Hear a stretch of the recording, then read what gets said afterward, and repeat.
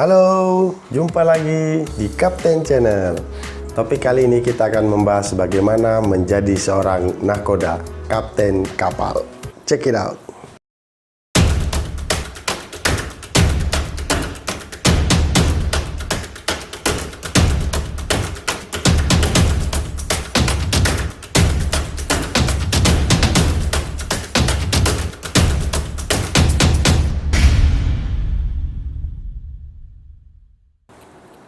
Baik teman-teman, untuk video kali ini pembahasannya ini agak berat ya. Jadi menjadi seorang nahkoda atau kapten kapal. Oke, perlu digarisbawahi dulu ya.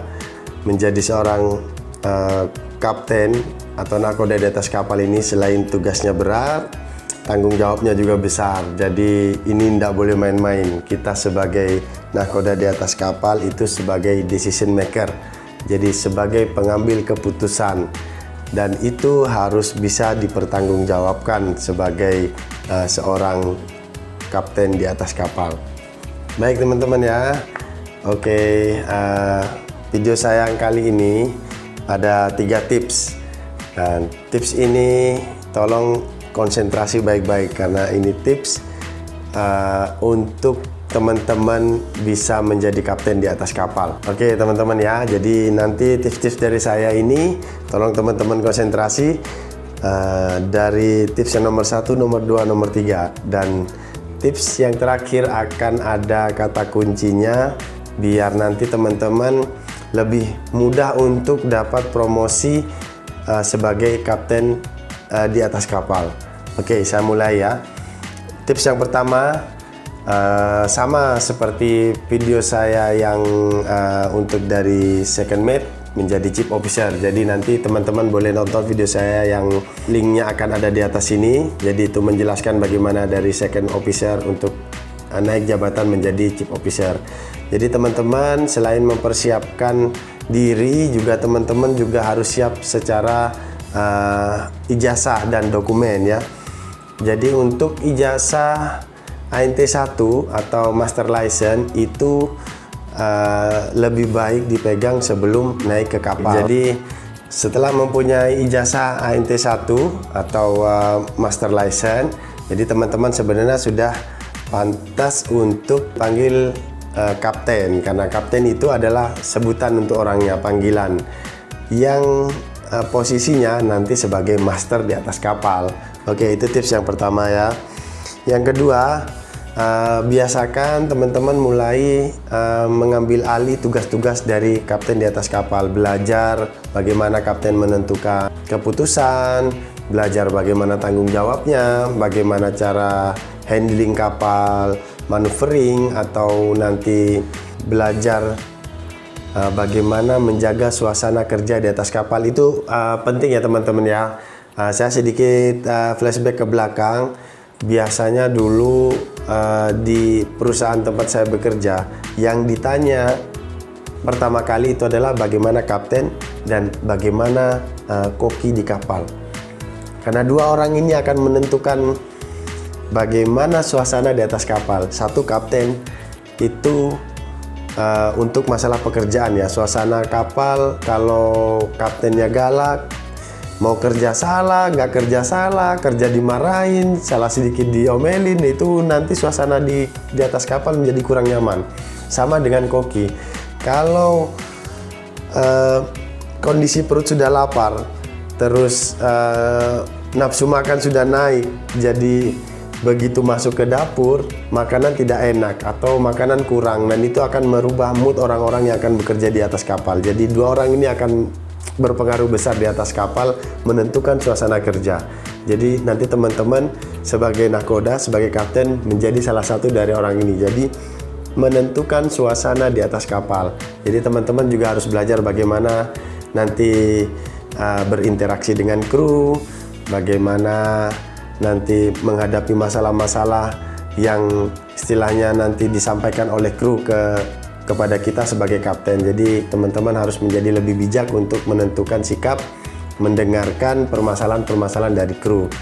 Ada juga video-video saya interaksi dengan kru, teman-teman boleh lihat, ada nanti di linknya di atas ini untuk teman-teman tonton.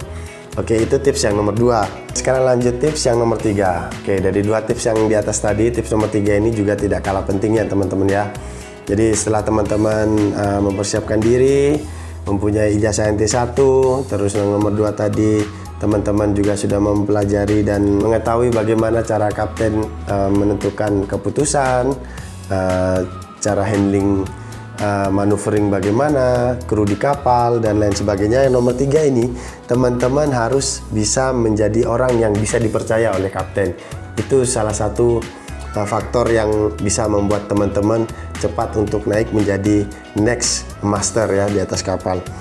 Jadi contohnya begini, kalau teman-teman sudah mulai dipercaya oleh kapten, minimal saat kapten itu absen dari kapal, atau kapten mungkin sedang istirahat, atau kapten mungkin turun dari kapal untuk keperluan yang harus diurus di darat, untuk pesiar, atau mungkin untuk turun pergi ke sabandar atau ke kantor, atau keperluan-keperluan lain. Selama kapten tidak ada di atas kapal, kita sebagai officernya harus bisa menjadi orang yang bisa dipercaya untuk bertanggung jawab di atas kapal. Jadi oke ya, pintar, rajin, inisiatif itu bagus, tapi tetap teman-teman, kita sebagai officer harus meminta izin dari kapten, karena apapun yang akan terjadi nanti di atas kapal itu tanggung jawabnya ada pada master. Jadi kita tetap harus menghargai itu. Oke teman-teman ya, dan ini salah satu yang cara cepatnya untuk mendapat perhatian dari kapten, yaitu menjadi fotokopi dari kapten itu sendiri. Jadi kalau kapten itu sudah merasa kita itu sebagai fotokopiannya, jadi kapten akan merasa, oh ini officer saya sudah bisa meniru bagaimana mengambil keputusan seperti saya, sudah bisa bekerja seperti saya, sudah pantas untuk menjadi next master. Jadi catatan buat teman-teman ya, ambil sisi positifnya. Jadi kebiasaan-kebiasaan positif dari kapten yang bagus untuk kita ambil, yang positifnya saja. Jadi jangan menjadi fotokopiannya yang plek banget, itu nanti tidak sesuai dengan kepribadian teman masing-masing. Jadi catatannya teman-teman ya, meniru tadi, menjadi fotokopi kapten tadi itu untuk sisi positifnya saja. Jadi jangan diambil semua. Ada sesuatu yang positif dari kapten yang bagus untuk kita tiru, ya kita tiru. Jadi jangan ditiru semuanya ya. Oke, itu saja dari saya. Ada 2 video, nanti boleh teman-teman tonton untuk referensi teman-teman bagaimana menjadi lebih cepat sukses di dalam dunia maritim. Nanti jangan lupa subscribe.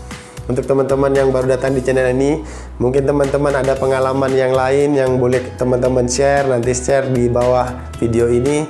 Dan jangan lupa like dan bagikan komentar positif untuk saya lebih semangat lagi membuat video-video setelah ini. Oke, terima kasih teman-teman. Ciao.